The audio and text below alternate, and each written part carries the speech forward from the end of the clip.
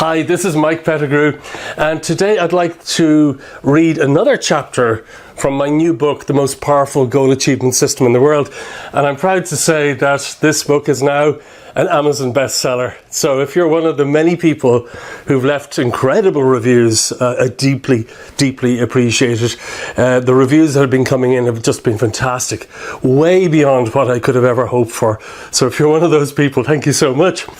So the chapter I'm going to read to you today is called Discover What You Really Want. So here it is. So now you know why it's vital to set goals. But do you actually know what your goals are and what you really want in your life? I mean, if I asked you to tell me all your goals for the next 5 years, would you be able to rattle them off in just a few seconds? Most people can't do this because they don't know exactly what they want. And if you're not sure what it is that you want, chances are you may drift and not achieve very much. This is understandable, especially when you consider that we are living at a time in history when life is incredibly hectic. By the end of the day, you may be totally exhausted, and the last thing you wish to do is plan your life's goals. Then by the time the weekend rolls around, you may be so exhausted that thinking about your life's biggest dreams is very far from your mind. Life can be hard. And when you've had so many disappointments along the way, it may be difficult to believe that you really can achieve all those dreams you had as a child. The great thing, though, is that it's very easy to discover what you want to achieve in your life, even if right now you're not quite sure what you want. When you know what you want from life, you're much more likely to achieve it. Many people know exactly what they want and achieve their goals as a result. In a moment, I will share with you a simple technique that will help you to quickly uncover the goals that will be most meaningful to you. Disappointments and setbacks. It's rather sad that by the time many people reach their late 20s, they have had so many disappointments and setbacks, they literally close down their ability to dream big. There can be a very big difference between someone who is 15 years old and someone who is 30. Often when we are still young, life can seem full of amazing possibilities and we can be excited about the future. Yet, 15 years later, we may have had the stuffing literally knocked out of us by the harsh realities of life. Careers that went wrong, relationships that didn't turn out as we expected, illnesses, and all sorts of other disappointments. This is all a part of growing up and learning that life is not always a bed of roses. Our challenges can enable us to become wiser, stronger, and more capable individuals, or they can cause us to become disempowered and disillusioned by life. Have you ever felt this way yourself? I imagine you probably have, as most people do at some point in their lives. In fact, my own experience is that most of the people I've met over the years have felt disempowered and disillusioned by life to a very significant extent. It is these disappointments that condition us to expect even more challenges in the future. And sadly, we often experience what we believe may happen. In step 7, you will learn powerful new ways to overcome your self-limiting beliefs so that you can start dreaming big again and start making exciting plans again for your future. For the moment, let's look at where you are right now. If you know exactly what it is you want to achieve, I congratulate you because you are one of the very few who knows what they desire. On the other hand, if you're like most people, you may not know exactly what you want. You're probably not consciously aware of all your life's biggest goals. However, I'm happy to say you can fix this, and it's so simple you may even wonder how you never thought of it before. Do this exercise. Discover what you want from life. To start figuring out what you really want from life, do this simple exercise. Step 1. If you want to discover what you really want from life, all you need to do is look at your life right now and write down all the things in your life that cause you to suffer. all the things that create pain for you on some level. They could include such things as your relationships, your career, your income and finances, your health, your family, your current abilities, your weight, your emotions, your level of happiness, and a wide range of other issues. As human beings, we are all very similar, and therefore I'm pretty certain that there are many things in your life right now that you are not particularly happy about. Things that you really do want to change. Step 2. The next step is to convert those problems into concrete goals. All you need to do is convert each one into its complete opposite. For example, if you always seem to experience unhappy relationships, then you can create a goal to start having deep, fulfilling, lasting relationships from now on. On the other hand, if you find your career unfulfilling and you're yearning for a change, then it's easy to create a powerful new goal that, by say 6 months from now, you'll be working in a job that you will find both exciting and deeply fulfilling. Likewise, if you always seem to be broke at the end of each month, or if you're unhealthy or dissatisfied with any area of your life, you can easily create goals to achieve the opposite of what you are currently experiencing. Simply for the very reason that you are currently suffering from each of these areas of life means that you can transform them into goals that are very powerful, goals that will motivate you to create the change that you want to see. It's really quite simple, isn't it? Absolutely anything that has been causing you to suffer, especially if it's been going on for a long time, can be converted into its opposite to create a powerful new goal. And at this point, there's a process chart in the book to show you how to do this exercise, to clarify the exercise. At this point, you may believe that it's impossible to change, particularly if the problem has been going on for a very long time, or that it may be too difficult to transform. Since it's never changed before, why would you even consider that it might change in the future? It's almost natural to be pessimistic, especially when you seem to have all the evidence to validate that it's impossible to change. As Henry Ford, creator of the first automobiles, once said, "Whether you think you can or you think you can't, you're right." And I love this saying because it's so true. Many people hold themselves back enormously because of what they believe.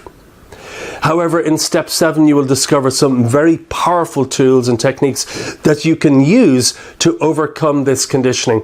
And this conditioning is definitely holding you back right now. You will learn ways to once again open up your belief in the possibility of a great future. We will work together to bring you back to the point you were in childhood, where you truly believed anything was possible, where you were excited about the future, and where you could hardly wait to get started. Let me reassure you, you can achieve virtually anything that you want in your life, providing you set clear goals, take the right actions, and start using the strategies and tools that you will discover from the next chapter onwards. Wants and needs. In Napoleon Hill's classic book, Think and Grow Rich, he explains the importance of summoning up a deep, burning desire to achieve your goals. This is because desire is a powerful propelling force for change. We all have desires, and desires can be highly motivating, but desires can also get completely out of control, and they can literally drive us in ways that are detrimental to us. A deep desire to help other people can literally change the world. On the other hand, the constant desire for more and more money and material possessions can be very destructive and completely unfulfilling. Desire can be a very powerful creative force, and without it, we could not live. It is desire that makes you get out of bed in the morning to eat, sleep, and work, to pay for everything that you consume, and to look after your loved ones. Even your ability to watch a movie, to read, relax, or listen to music is a fruit of your desire. Your entire life is the expression and reflection of your desires. Desire in and of itself is neither positive nor negative. It's completely up to you whether it becomes creative or destructive. To avoid it becoming destructive, you need to understand the difference between what we want and what we need for our happiness and well-being. You need to realize that needs are completely different from wants. There are all sorts of things we truly need in our life. We need food, clothing, shelter, fulfilling relationships, security, exciting new experiences, and a whole range of other things. A need is something that we must have in order to live in a way that enables us to truly enrich our lives and that may also possibly contribute to other people's happiness. It's something that's not necessarily emotional, but it supports our life at a very deep level. Wants are things that you don't truly need, things you could survive without, or that don't make you truly happy. For example, you may want a big house, expensive cars, and a life of abundance and endless free time. However, do you honestly need these things to be truly happy? If you achieve goals such as these, there is no guarantee you will find any of them fulfilling. For example, you might want to work far less and have twice the income. You could have this desire so you can free up your time and have the money to travel the world and experience new things. This is a really great desire and one that can definitely contribute to your long-term growth, happiness and fulfillment. On the other hand, you may have exactly the same desire because you hate your work, or simply because you are lazy, or you prefer to do as little as possible. I discovered this myself a long time ago when I started to taste the material benefits of success. I started spending a lot of money on top-of-the-range cars and all sorts of fun toys. At first they made me feel successful, but quite quickly I realized that I didn't actually need those things to have that feeling of success inside. I discovered that the excitement of having such things didn't last very long. In fact, I found that they didn't contribute much to my life or to my happiness in any meaningful way. You can feel rich and successful right now without having any trinkets to prove to yourself that you are rich and successful.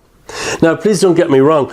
I'm not saying that you should pretend to be rich and successful when you may not be so at the moment.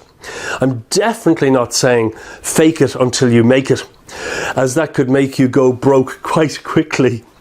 What I am saying here is that it's important to start working on overcoming low self-worth and gradually improving your self-value. The amazing thing is, when you do this, your environment will start reflecting that inner change and you will encounter external opportunities that will enable you to improve your finances and increase your material benefits. So, whenever you create any really big goal for your life, it's important to discover your big why, the true underlying reason why you want to achieve that goal, and to be deeply honest with yourself. When you uncover your big why, you will have an awesomely powerful motivating force that can drive your life in exactly the direction that you both want and need. When you desire something, it's important to ask yourself whether you really need that thing or whether you just want it. Try to figure out whether you're just avoiding some form of inner change or lack of self-esteem. You need to ask yourself, do you need it in order to achieve something truly worthwhile and something that can also contribute to the happiness of others? It's always really helpful to look at your desires in this way, especially if you are creating really big goals for your life. So when you think you want something, or when you're setting your goals, remember to ask yourself, do you really need it? Or do you just want it to avoid something else? So do this exercise, how to discover your big why. If you'd like to know whether you just want something or if you really need it to achieve your life's overall plan, this is an exercise that can be very revealing. Write out each of your goals and add the words "so that" after each one. Next, fill in your reasons after the words "so that," and this will bring you even deeper. Keep on going deeper by adding more "so that's" until you discover your single motivating reason for your goal. So here's an example goal: to work half the time for twice the income, so that I have more free time and I can do whatever I want. So that I can learn new things and experience more of life. So that I can discover what I like doing best. So that I can start spending more of my time doing things that I love. So that I can experience more excitement and passion most of the time. So that I can live my life to the fullest. So that I can be deeply happy and truly fulfilled. So that I can be a positive influence on others, so that they can also achieve their goals and become happy too. So the big why for this goal, in this case, your goal could be to work less, make more money, and have more free time so that you can help others also achieve their goals and become happy too. And in the book, I've included a process chart to clarify this exercise. And when you drill down through each of your goals like this and get to the big why, you'll become filled with a deeper sense of purpose, connection, energy, and passion. It's these feelings that we are after here, because they will help you enormously in transforming your goals into reality in the fastest way possible. A goal that is fueled with a burning desire or powerful motivating force behind it is truly unstoppable. On the other hand, after doing this exercise, you may find that some of your goals don't really have a big why at all, and they are not as meaningful as you at first believe them to be. You may discover that these goals are just helping you to avoid something you don't really want to face. You need to make sure you do this exercise fully, because it can help you avoid wasting a lot of time and energy on goals that are not as important as you at first believe them to be. It can also enable you to inject a lot of passion and energy into your goals that you discover are truly worthwhile, and this will greatly speed up your ability to achieve them. So the summary of this chapter is as follows. Knowing exactly what you want is important. When you know what you want, you are far more likely to achieve it. You have been conditioned. Your disappointments and setbacks have conditioned you to expect a mediocre life. What you expect then limits what you can achieve. Discovering what you want is easy. Write out a list of all the dissatisfactions and frustrations in your life. Converting these into their opposites can create powerful goals. Wants and needs. You may want something because it enables you to avoid something you don't wish to face, whereas a need is something that can truly improve your life.